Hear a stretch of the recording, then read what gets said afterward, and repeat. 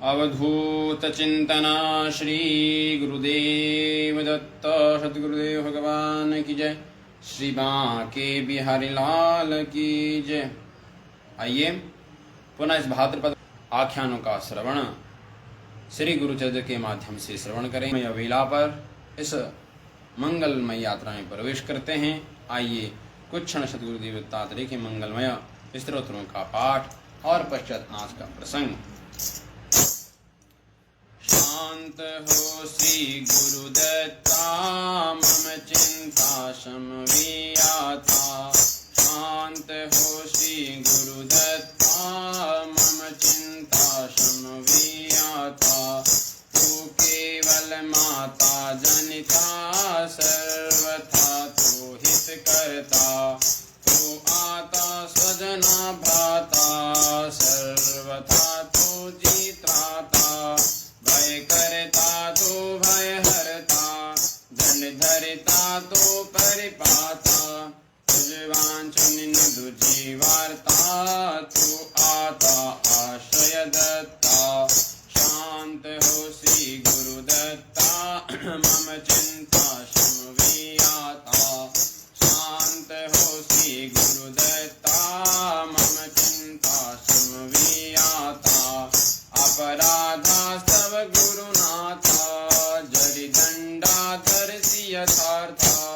तरि आमी गा उनि गाथा तव चरणी नामो माथा। तू तथापि दंडित देवा पूर्णाचा मग कर धावा। सोड विदा तुसरा देवा कौन दत्ता आमाता था। शांत हो श्री गुरुदत्ता मम चिंता शमवियाता। शांत हो श्री गुरुदत्ता मम चिंता शमवियाता।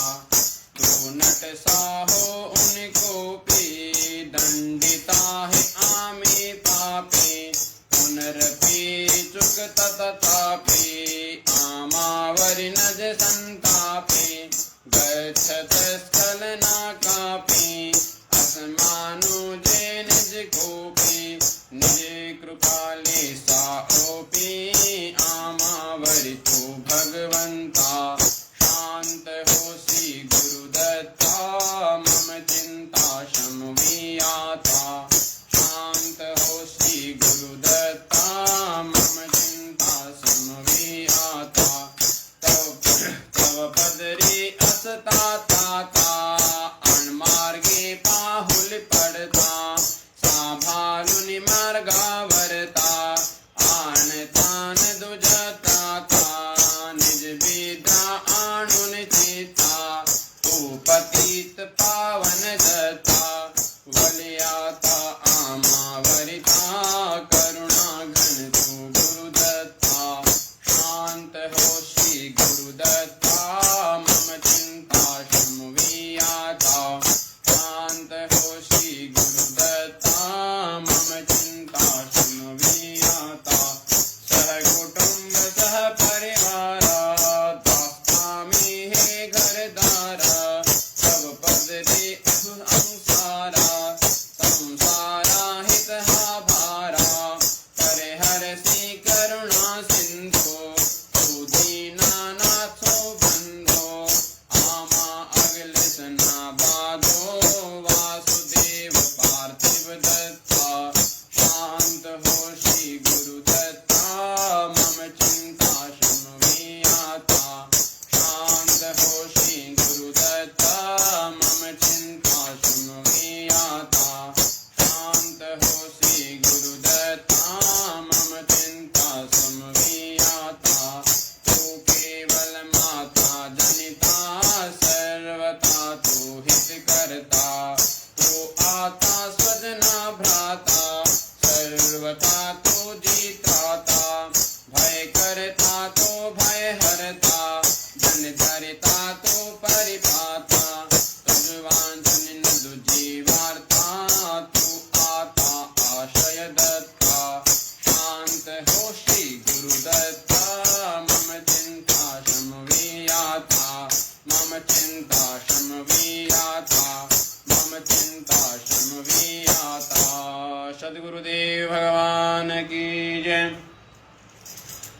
नीलकंठेश्वर महादेव की जय। श्री बांके बिहारी लाल की जय। राधा रानी सरकार की जय। गिरिराज धरण की जय। अवधूत चिंतन श्री गुरुदेव दत्त।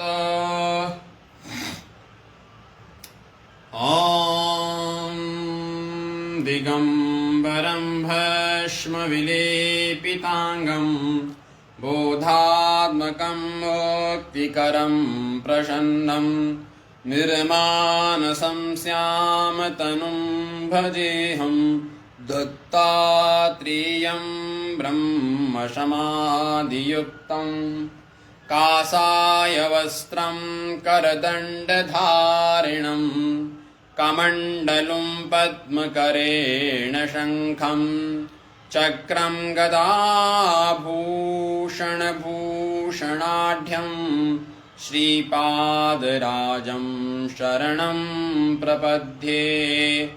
जटाधरं पाण्डुरङ्गं शूलहस्तं कृपानिधिं सर्वरोगहरं देव दत्तात्रेयमहं भज। सद्गुरुदेव भगवान की जय।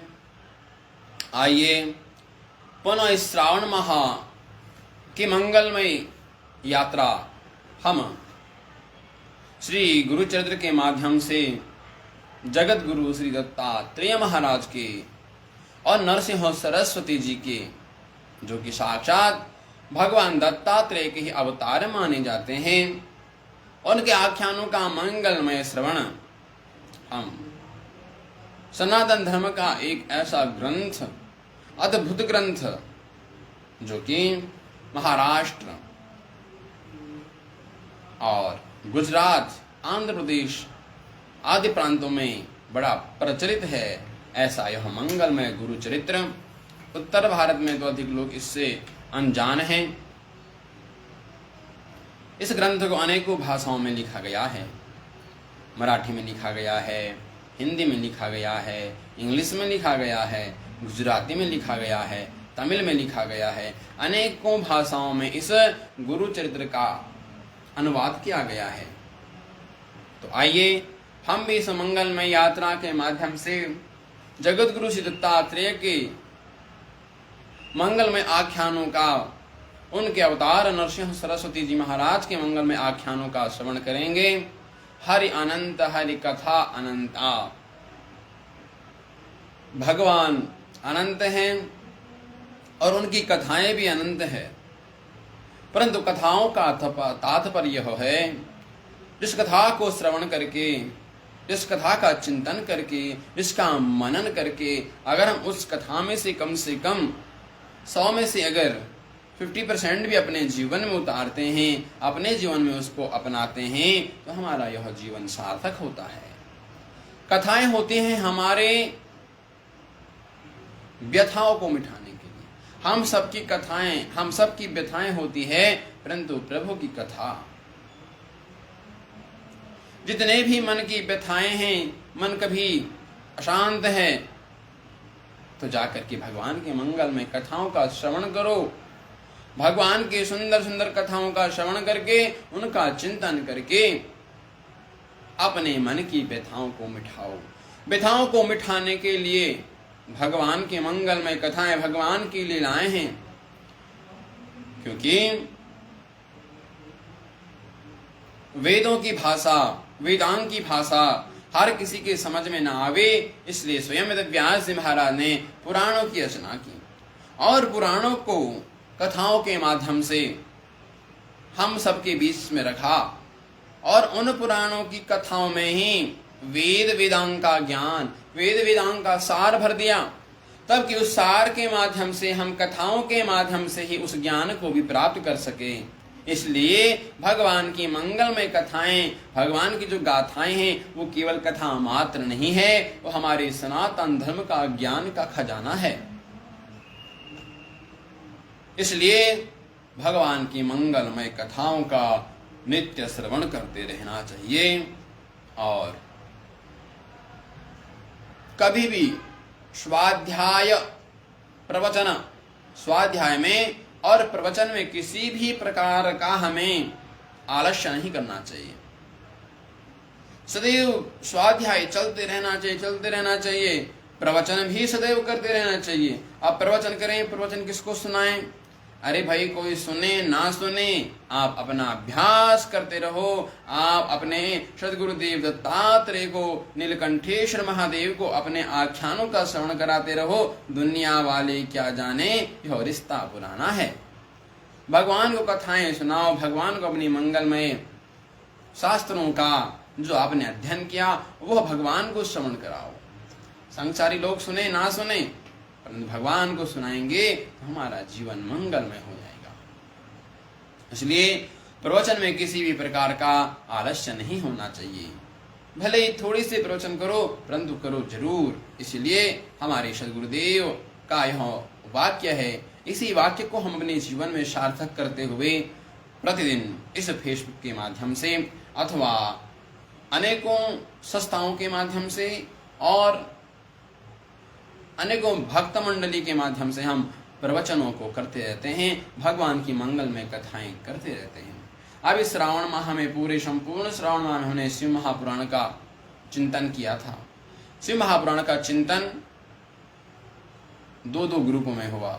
एक तो लाइव के माध्यम से और दूसरा हमारे ही मंदिर में यहाँ कथा के माध्यम से अनेकों लोगों को श्रवण कराया गया पूर्ण संपूर्ण माह में। इसलिए स्वाध्याय प्रवचनाभ्याम, स्वाध्याय में और प्रवचन में किसी प्रकार का भी आलस नहीं आना चाहिए। थोड़ी स्वाध्याय करो, परंतु स्वाध्याय नित्य निरंतर करो। थोड़ी से प्रवचन करो, परंतु जरूर करो। कोई सुने ना सुने, हमें किसी से कोई लेना देना नहीं है। हमें तो अपने प्रवचन की और श्रृंखला आगे बढ़ाते रहना है। प्रवचन करते करते एक दिन हमारी वाणी पर माँ शारदा, माँ सरस्वती का ऐसा वास होएगा कि जो कहेंगे वो सत्य होता रहेगा। इसलिए स्वाध्याय प्रवचनाभ्याम, स्वाध्याय और प्रवचन में किसी प्रकार का भी आलस नहीं। अपने जीवन में जिस प्रकार से भोजन करते हैं, नाश्ता करते हैं, चाय पीते हैं, सब श्रृंखलाएं चलती है, उसी प्रकार से अपने जीवन में और अपने दिनचर्या में नित्य निरंतर स्वाध्याय और नित्य निरंतर प्रवचन हमें से होता रहना चाहिए। थोड़ी थोड़ी हो, परंतु होना जरूर चाहिए। इसलिए सद्गुरुदेव की यह इन्हीं वाक्यों को हम अपने जीवन में उतारते हुए सदैव स्वाध्याय और प्रवचन करते रहते हैं। दुनिया वाले सुने ना सुने, हमें दुनिया से तो कुछ लेना नहीं है। हम तो हो गए रमण बिहारी के। हम तो बस भगवान से ही प्रार्थना करते हैं, प्रभु यह रिश्ता पुराना है, दुनिया वाले क्या जाने। हमने किसी को श्रवण कराने के लिए अथवा अपने को अपना प्रचार करने के लिए कभी भी नहीं सोचा। जिस दिन होगा, गुरुदेव की कृपा होगी, तो अपने आप हम उन्नति के मार्ग पर बढ़ेंगे। परंतु हमें अपने कर्म से हमें कभी पीछे नहीं हटना चाहिए। कर्मण्येवाधिकारस्तु मा फलेस्तु।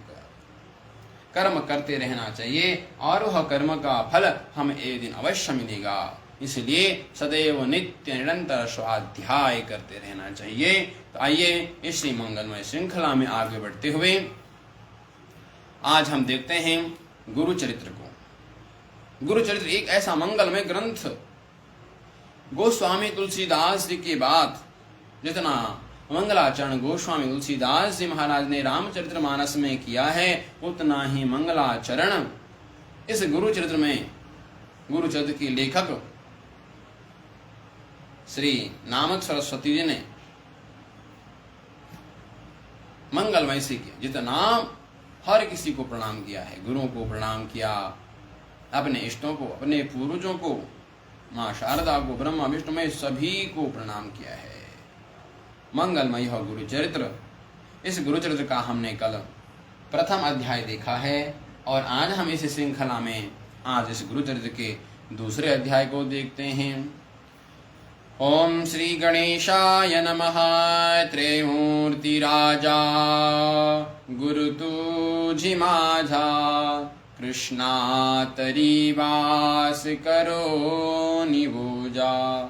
सुभक्त तिथि करती आनंदा, ते सुर स्वर्गी पाहती विनोदा। गुरुदेव को नमन करते हुए अब विष्णु नामक, ये जो नामक विष्णु नामक जो भक्त हैं, अभी कहते हैं मैं भगवान नरसिंह सरस्वती जी के मंगलमय आख्यानों का श्रवण कराते हुए दूसरे अध्याय में प्रवेश करते हैं और कहते हैं एक समय क्या हुआ कि ऐसे श्री गुरु चरण ध्याता जाता विष्णु नामांकित अति श्रमला चालता रहती एका वृक्षातले। एक क्षण निंद्रस्ति मने श्री गुरु चिंतति कृपानिधि अनंत दिशे स्वप्नी प्रियेशा। रूप दिशे सुप्ति जटाधारी भस्मांकित व्याघ्र चर्म परिधानित पीतांबर काशे देखा। ये मुनि योगीश्वर जवली भस्म लावली कपाली आश्वासुनी तया वेली अभय कर देत से। नामधारक सरस्वती कहते हैं, एक नामधारक सरस्वती कहते हैं एक भक्त एक समय भगवान का चिंतन करते करते चल रहा है, खूब समय से चल रहा है, गर्मियों का मौसम है, कड़क कड़क धूप पड़ी हुई है और चलते चलते चलते चलते जब खूब परिश्रम हो गया, खूब उसने श्रम किया, चलते चलते जब थक गया और जब थक गया तो सामने एक वृक्ष दिखा और जब वह वृक्ष दिखा तो वृक्ष की छाव में जाकर के बैठ गया। होता ऐसा है जब हम गर्मियों के मौसम में कहीं भी जाते हैं थक जाते हैं और कहीं पर ठंडा पानी मिल जाए अथवा वृक्ष की छाव मिल जाए तो आनंद आता है। यह भक्त भी इसी प्रकार से यात्रा करते करते करते जब थक गया, कड़क की धूप है, यात्रा करते करते जब थक गया तो इसने देखा सामने एक वृक्ष है और उस वृक्ष की छाव में जाकर के यह बैठा। श्रम करते करते थक गया था, वृक्ष की छाव में जैसे बैठा, इसके मन में तो सतत भगवान का ही चिंतन कर रहा था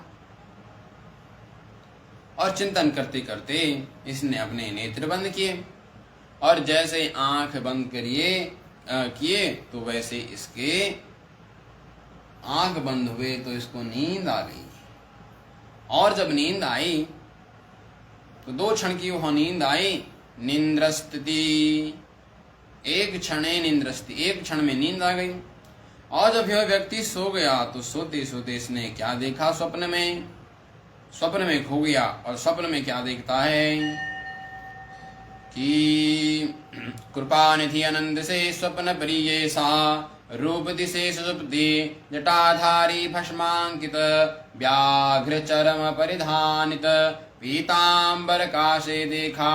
ये होनी योगीश्वर जबली भस्म लाविले कपाली आश्वासुनी तया वेली अभय कर दीत से।